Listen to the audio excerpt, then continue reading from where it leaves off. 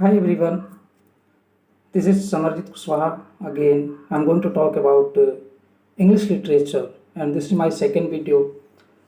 And so many students are texting on my WhatsApp number, then tell me something about tips that how to improve vocab. Then, as I told you already, that about this book, literature, English literature, you should purchase this firstly and should read it carefully.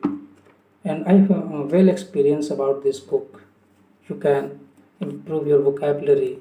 You can speak English very well with this, with the help of this book. So you guys only ask about tip, but nobody follows. What's reason, guys? Then and some students have texted that sir, please make us understand in Hindi language, then explain something in Hindi about English literature. Then I will try to do my best in my another video, and I will try to make you understand. I will try to explain in Hindi also. So in this video, I will use very easy word. You can easily understand. It is not too difficult to understand. So guys, try to understand, and it is not very difficult. And earlier we talked about the Anglo-Saxon period, which survived till 1100, which was completely defeated by the Anglo-Saxon, and their time period was over, and the Anglo-Norman period started. Anglo-Norman's period lasts from 1100 to 1500, and this period is also known as Middle English period. And as you know, that the Anglo-Saxon period ended. After that, the Anglo-Norman period started. Firstly, try to know who the Norman people were. The culture of Norman people was French. They had attacked the French before attacking England. At that time, France was very weak. So the French people, the France, give their northern land to Anglo-Norman men. In such a way, Anglo-Norman started settling in France and began marry the women of France. They not only married French women, but also adopted the culture and learned French language also. After that, when they came back, they also brought French culture with and established French culture. And following which, there was a little more development of English, which has a mixture of Old English and French language, which is also known as Anglo-Norman English. Now it is to be known from here that when the Anglo-Norman period started, then guys, you already know that Anglo-Norman attacked Anglo-Saxon by sea by taking 7,000 soldiers and 700 ships with him, who was the king of Anglo-Norman. His name was William I, and King Harold II of Anglo-Saxon. The battle that took place between these two is named Battle of Hastings. This battle became very dreadful and lasted for a long time, and Harold II was killed in that battle. And when the Harold II died, from there, the period of Anglo-Norman began. This period is also called the early Middle Ages. And now, it is necessary to know about the Normans and how the Normans were. The Normans were basically very powerful. They were the northern men. They had extraordinary talent. They attacked England before France had been attacked. And the people of France had given their northern land to the Norman people. And taking about the Normans, they were basically pirates, but when they started living in France, they did their development to a great extent. They gained their knowledge, to a great extent. They had a lot of fighting skills, and they were very powerful. They kept their powerful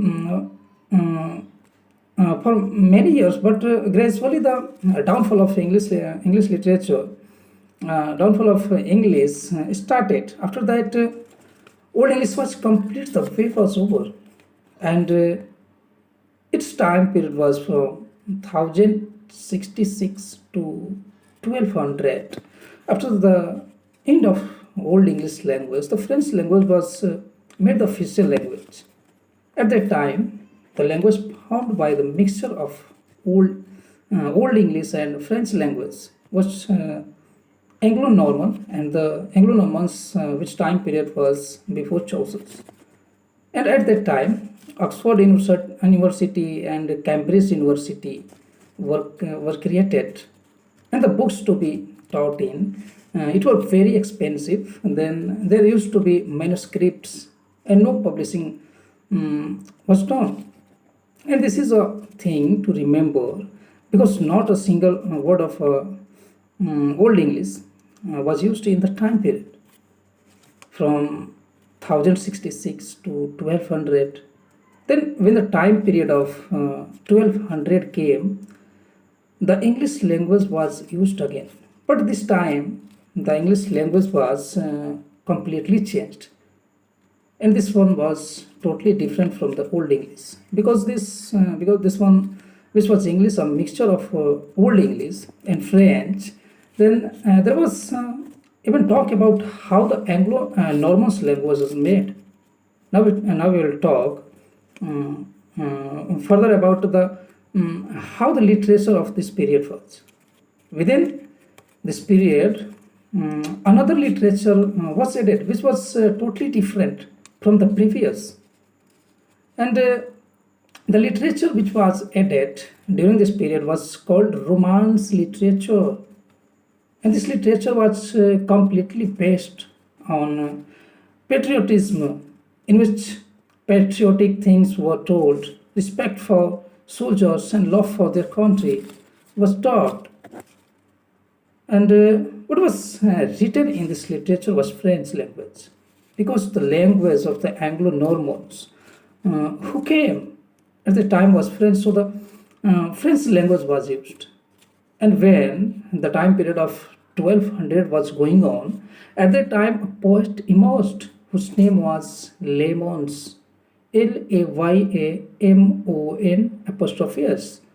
Laymon's was a pastor, and he wrote a poem. The name of the poem was Brut. And after Anglo-Saxon, it was the first work which that was written in English language. And this Brut became the base of English. After that, a lot of things started coming in English language.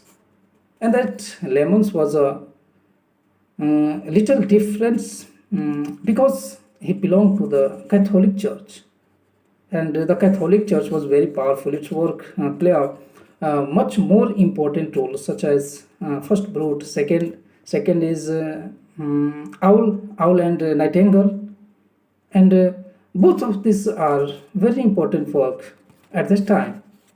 And you have to remember the time period as well, because that time period was of Anglo-Normans. Apart from this, we meet some religious poets whose name are mentioned. First is Cursor Mundai. This has also been a very well-known poet of that time. He used to write historical work, and after that, the important thing that came out within that time period was Miracle and Morality plays. And during that time, this plays became very famous, and these plays were taken from the story of the Bible. During that time, again, the names of some writers are found, and the first name that is found in them was the name of William Langland, and its most important work is named A Vision of Fires the Plowman, and It plays a very important role in the English literature. The style inside it is a satirical flowing which came another writer whose name was John Gower.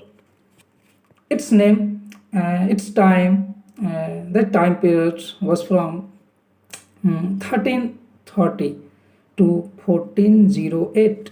Okay, guys. Then he was a stylish narrative poet and also a moralist, and his contribution cannot be forgotten because he also played a big role. And the who came after him was named Chaucer, and his full name was Geoffrey Chaucer. The Chaucer is also called the father of English poetry. Chaucer's work was basically divided into three parts, and the first number comes in the French model in which he wrote Les Romans de la Rose. Okay, guys, Les Romans de la Rose. The second number comes from the Italian literature in which he wrote The House of the Fame, and the third was the third period also known as the English period in which he wrote the contemporary tales. So now we will try to know about the Chaucer in a little detail.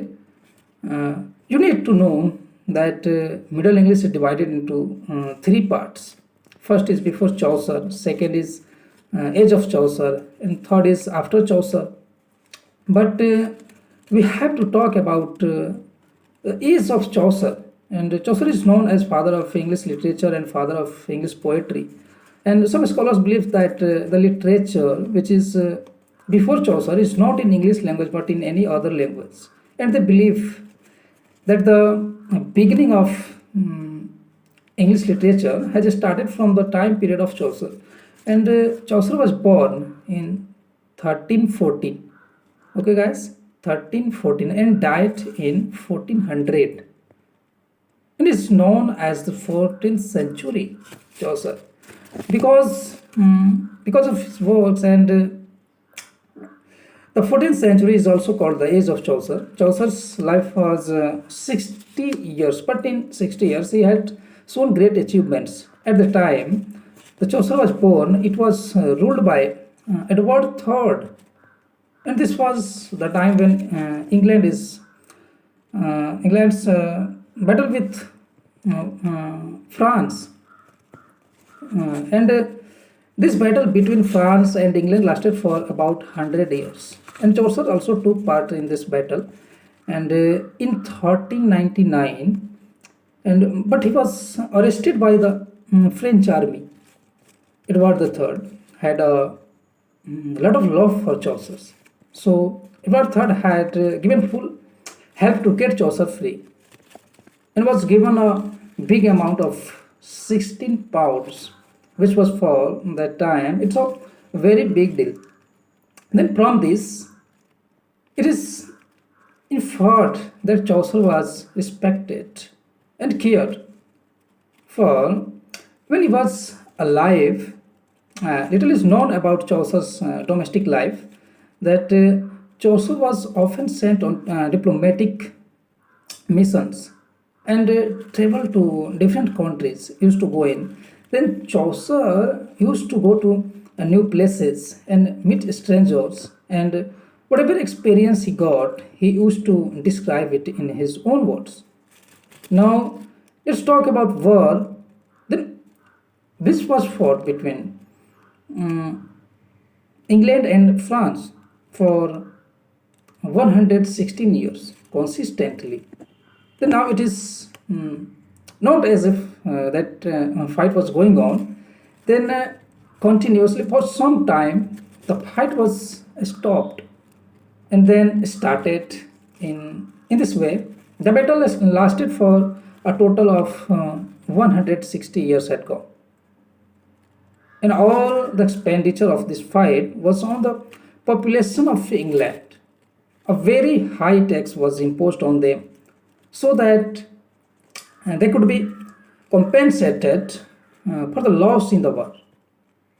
Now the question arises from here that why did this war start? So if you have seen my first video, then You would know that in 1066 AD, William the Conqueror was ruling in England as well as in France. Then both the estates were handled by William the Conqueror. And then when more kings came after William the Conquerors, they also started to rule over England as well as France. And gradually, the tension between England and France started increasing. The war on Edward the Third time period, and this is important to know about this war. Then, so let's talk in a little detail because questions are likely to be asked from here in your exams, guys. Okay. Then, so the ruler of France during this war was named Charles IV. Okay, and he died in 1328. He had no his own son, so no one was able to become the king of France because this was the rule of France that if the king died, his son would become king. So there was no king of France at the time. So the king who was in England was named Edward III, who was only 15 years old at that time, and his mother was Isabella. Okay, and she was sister of Charles IV, and Charles IV was king of France. His sister was Isabella, and Isabella's son Edward III. Okay, then Edward III was the king of England. So Isabella had said that there was no rule, there is no king in France, and Charles' blood followed in the one who was her son. Then his mother said that Edward III should be made king of France. Okay, guys. Then when the decree was issued from England that Charles' nephew Edward would become the king of France, then there was a lot of anger among the people of France, due to which the attack took place, and it took 160 years to come down to that war. Okay, guys. Then now we will talk about this topic in the next video. Okay, guys. Then till then, bye. Bye bye.